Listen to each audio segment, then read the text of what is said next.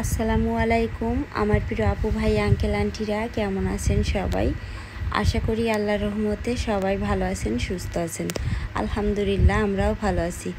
এখন 11টা 20 বাজে আর দেখেন আনাজ ঘরের মেঝেতে ঘুমাচ্ছে আর বাহিরে অনেক শব্দ হচ্ছে, আকাশে মেঘের শব্দ আর কি।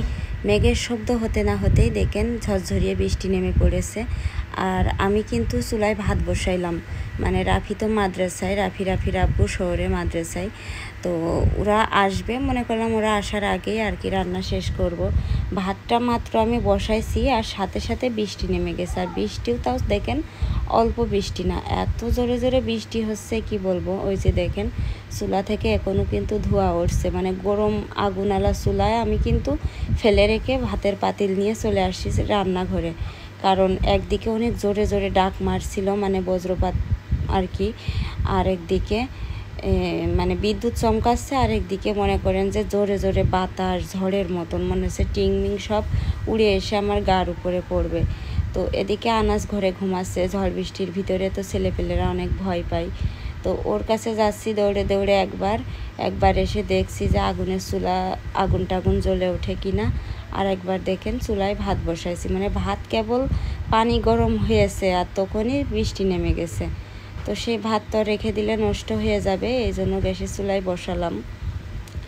তো যাই হোক, ছোট্ট একটা ভিডিও আপনাদের সাথে শেয়ার করছি, দয়া করে পুরো ভিডিওটি দেখবেন, ইনশাল্লাহ আপনাদের ভালো লাগবে। আর যে সকল আপু ভাই আঙ্কেল আন্টিরা ভিডিওটি আজকে প্রথম দেখছেন, তারা চ্যানেলটি সাবস্ক্রাইব করে পাশে থাকা বেল বাটনটি অন করে দিবেন, তাহলে আমি যখনই কোনো নতুন ভিডিও আপলোড দিব ইনশাল্লাহ আপনাদের কাছে নোটিফিকেশন চলে যাবে। তো ঝড় বৃষ্টির ভিতরে একদিকে রান্নাঘর দিয়ে পানি পড়ছে আর একদিকে রাফি গেছে মাদ্রাসায়, মানে ওর একদম যখন ছুটি হয়েছে, ওর ছুটি হয়েছে 11টা 15 আর বৃষ্টি নেমেছে 11টা 20, তার মানে ছুটির 5 মিনিট পরেই বৃষ্টি নেমে গেছে। তো খুব চিন্তা হচ্ছিল, রাফির আব্বুর কাছে ফোন দেবো, এদিকে ফোনে টাকাও ছিল না, তো যার কারণে খুব চিন্তায় ছিলাম। তো পরে দেখেন বৃষ্টি থেমে গেছে, আবার বৃষ্টি থামার পরে রাফি আর রাফির আব্বু মাদ্রাসা থেকে চলে আসছে।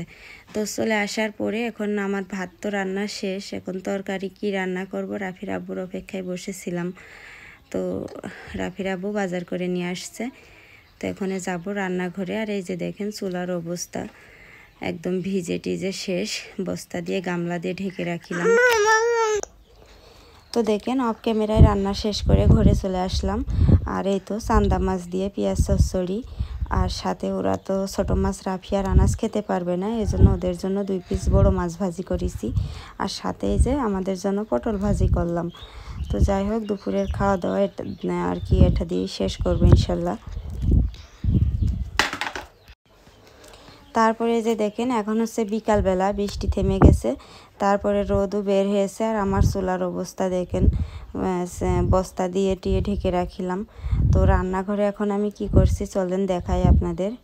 এখানে দেখেন ওই যে কিছুদিন আগে গরুর গোশত নিয়ে আসলাম, তো তার ভিতরতে তো দেখছিলেন 3-4 পিস রেখে দিলাম, তো সেটা একদম ছোট ছোট করে কাটিছি, সেটা দিয়ে এখন হালিম রান্না করব। অনেক দিন ধরে কিনে নিয়ে এসে রেখে দিয়েছি, তবে রান্না করা হয় মানে করিনি, রাফির আব্বু বাড়ি থাকে না এই জন্য। তো আজকে বাড়ি আছে, কারণ বৃষ্টি হয়েছে, পথে অনেক কাদা, গাড়ি নিয়ে আজকে আর বের হতে পারিনি। তো পথে কাদা আর একদিকে সবাই ধানের কাজ করছে, যার কারণে ওর বললাম যে তাহলে থাক, আজকে হালিম রান্না করে খাওয়াই, সবাই মিলে খাই। আর এই হালিমটা দেখেন সেই প্রথম রোজার দিন খেতে মন চাইলো আমার, রাফির আব্বু লিখে দিলাম যে এটা নিয়ে আসবা, ও নিয়ে আসেনি। তা আসলে রিজিকে না থাকলে যা হয় আর কি। সেই প্রথম রোজার পরে দেখেন প্রায় 2.5 মাস চলে গেছে, এখনও পর্যন্ত খাইনি। 2.5 মাস পরে বেতন পেলাম, তারপরে নিজের সেই পছন্দের খাবারটা জোগাড় করলাম। তো যাই হোক, এখন আমি গোশতটা কষিয়ে নেব, কষিয়ে নিয়ে রান্না করব, সেদ্ধ করব আর কি। তারপরে প্যাকেটের হালিম রান্না করা আসলে কোনো ব্যাপার না, প্যাকেটের গায়ে সব লেখা থাকে। তো ঠিক আছে, আমি রান্নাটা করি, তারপরে ইনশাল্লাহ ঘরে গিয়ে ক্যামেরা অন করব।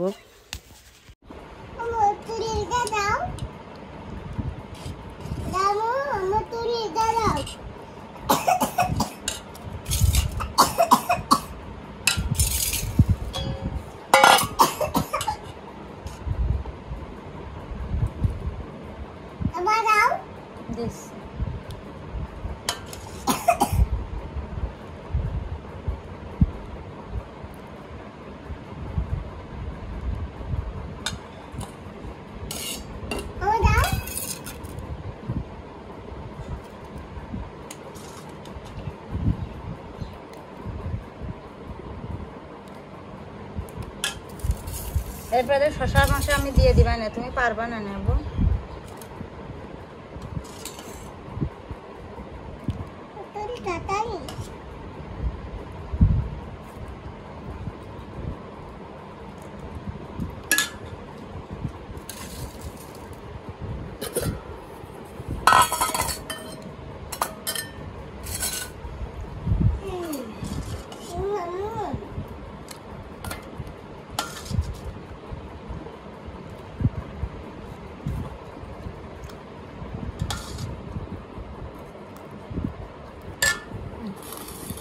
ও এদিকে যে বসাবো, ওই সামনে যে বসো। শসা দেবো? হ্যাঁ,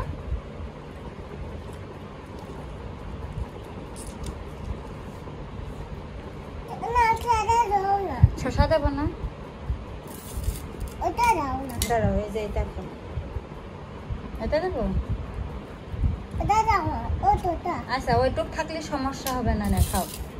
দেখি মিশি গেছ না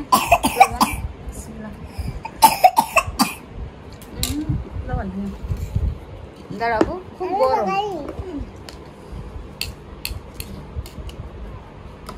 দাও খিচুড়ি, পাতলা খিচুড়ি বানিয়ে লবণ দিয়ে যাবে।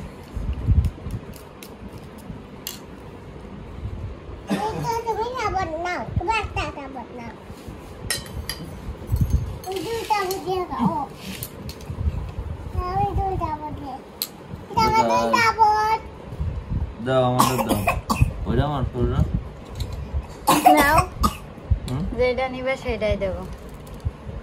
দাও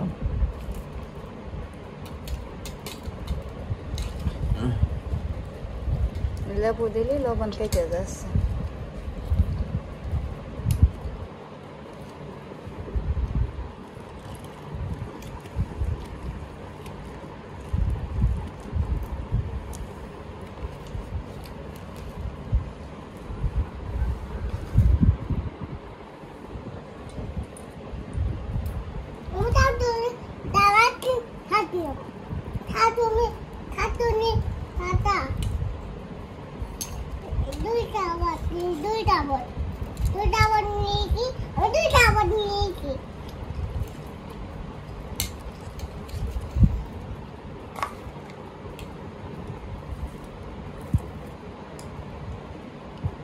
একটা চামচ কয়, এই আল্লাহ।